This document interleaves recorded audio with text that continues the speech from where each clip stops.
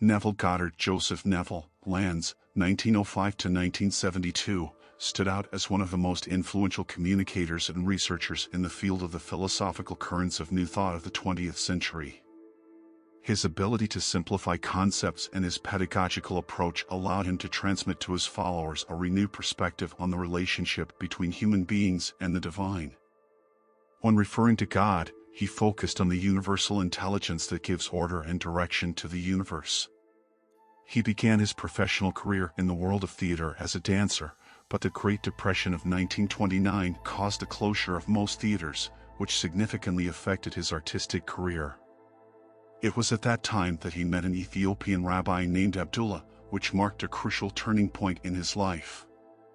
Neville completely surrendered to Abdullah's teachings, which completely transformed his perception of the world.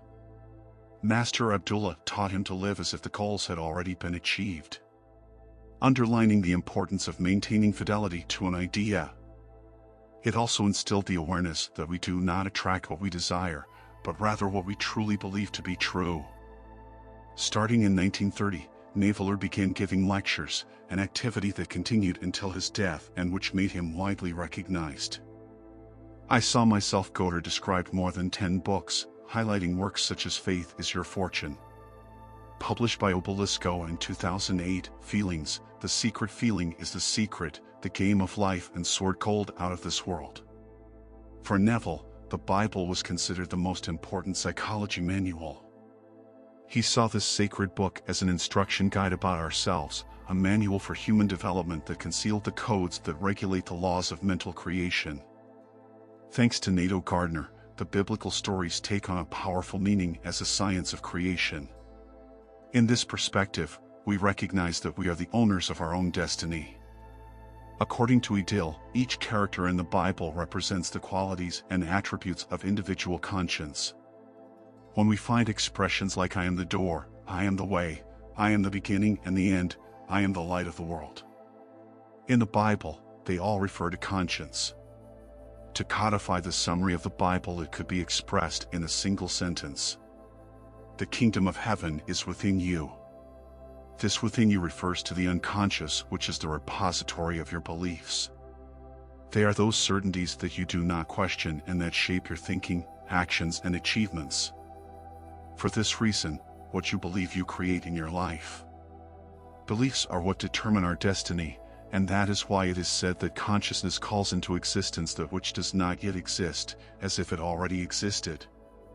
In this context, reality is considered as the materialization of consciousness. Manifested things are simply different states of consciousness. It is important to understand that we are always manifesting what we are conscious of being. Your conscience has an authoritative power and nothing exists outside of it.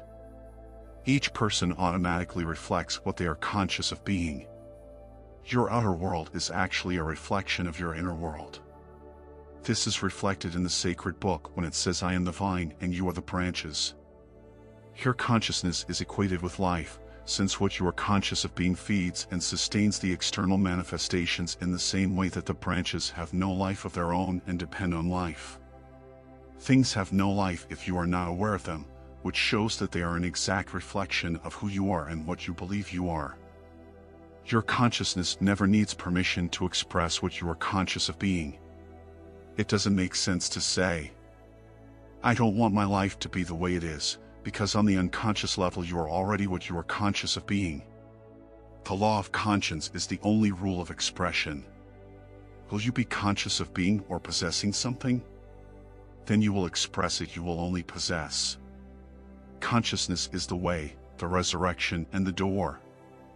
The law of life is governed by the subconscious. And the law of the subconscious is the law of faith. Understanding this is the key. That is why it is said, you will know the truth and the truth will set you free. The liberating truth is that your consciousness manifests on the physical plane. Outside of consciousness nothing exists. It is also mentioned that a person cannot receive anything if it is not given to him from heaven. The sky is your conscience. Furthermore, it is stated that whatever you ask in my name I will do. To ask for something in the name of God is to feel that you are already what you desire. In short, anything you feel aware of becomes a reality. It is not just about wanting, but about wanting, feeling that you are already what you want to be. It's not about thinking about it, but about thinking from that state of being. We do not attract what we want, but what we believe to be true. Everything we accept as truth leaves an impression on our consciousness that over time becomes a certainty. The law that governs life operates according to a process. The unconscious works according to the principle of faith. In other words, your unconscious and your beliefs attract everything you consider true. Therefore, your unconscious is fundamental, since it is what you accept as certainty. Neville Goddard points out that you are only asked to accept your wish as true. By doing so, you issue an order to your unconscious, and this order becomes an expression of reality. Success involves having control over your mind, which means consciously deciding and choosing what you think at every moment. You direct your attention toward the positive and neutralize the negative, as your life follows where your attention goes. There are no real limits, there are only mental limitations. The shortcomings are in the manifestation, not in the power to conceive, which is unlimited. In this context it is said, I do not rejoice in the sacrifices of men nor in strength or power, but in my spirit. Finally, we are invited to ask, and we are promised that we will be given food and drink free of charge, reflecting the idea that our beliefs and consciousness are the basis of our experience. Your conscience is your only savior, and your consciousness of being is God. If you are not satisfied with your current standard of living, you must change your approach. Remove your attention from limitations and direct it toward solutions. The limitations you once saw will begin to fade away, like snow on a warm summer day. Limitations only exist in your conscience. You cannot serve two masters at the same time. If your mentality is one of scarcity, that is what you will manifest. If it is one of abundance, the opposite will happen. Your consciousness cannot be rich and poor at the same time. It must be one thing or another. If human beings could stop believing in a God separate from them and recognize that their consciousness of being is God, their world would change drastically. It would cease to be a barren desert and become a fertile and fruitful terrain. To rise to the level of any state means to automatically become that state of expression. You must consciously declare that you are what you desire, appropriate the consciousness of that desire, and mentally define your character. You must mentally marry your character and constantly live in that skin until it becomes part of you. Only when desire becomes conviction does it begin to manifest. That is the key. Changing your current idea of yourself is changing your life. That is why it is said, ask and it will be given to you. This means declaring that you are what you want to be, as if you already were. I am, and you will receive it. The works are already complete, the manifestations follow the impressions, not precede them. You are not a victim of fate, but a victim of your faith. The Bible says that all things are possible to him who believes. When you pray, what you really do is feel that you are already what you want to be. It's like turning the impossible into possible through your belief. When your belief in what you want is firm and you feel that you already are that, then that will manifest in your world.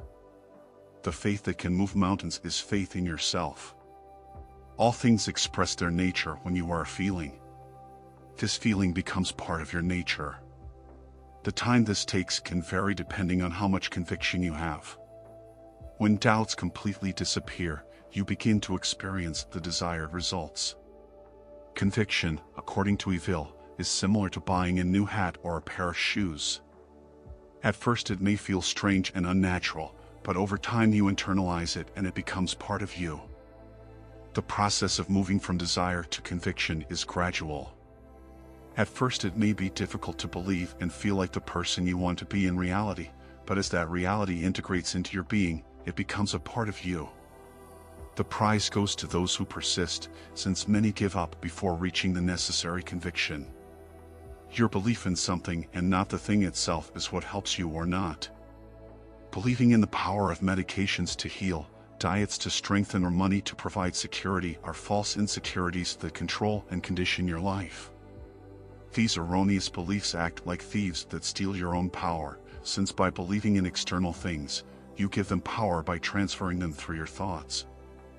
The authority you actually possess. You must understand that you are the power that you have incorrectly attributed to external circumstances. If you believe it, so it will be. Therefore, the basis of all healing lies in changing beliefs, which is equivalent to reprogramming your unconscious.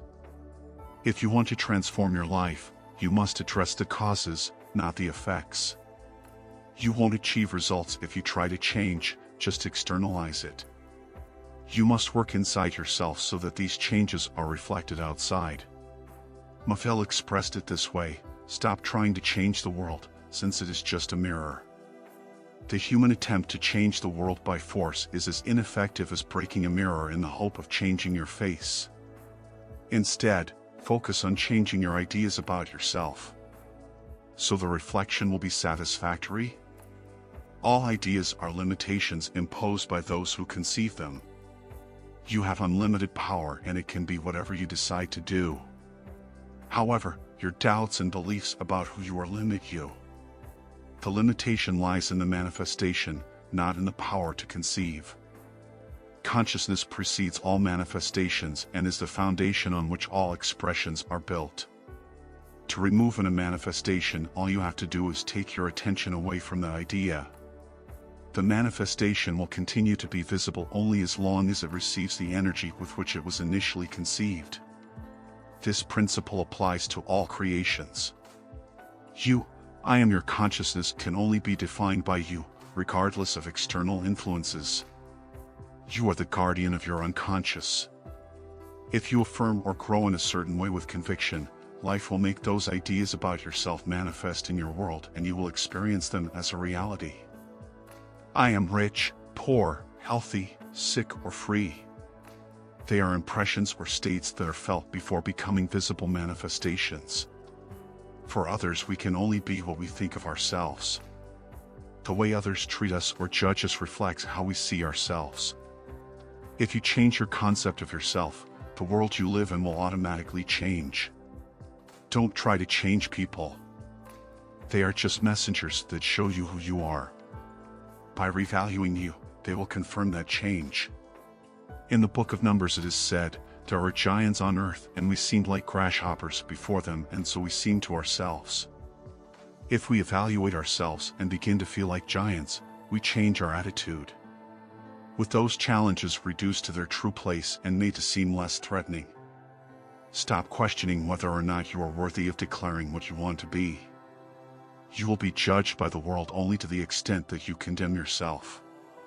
All things are drawn towards the consciousness with which they are in harmony and, in turn, are separated from the consciousness with which they are not in harmony.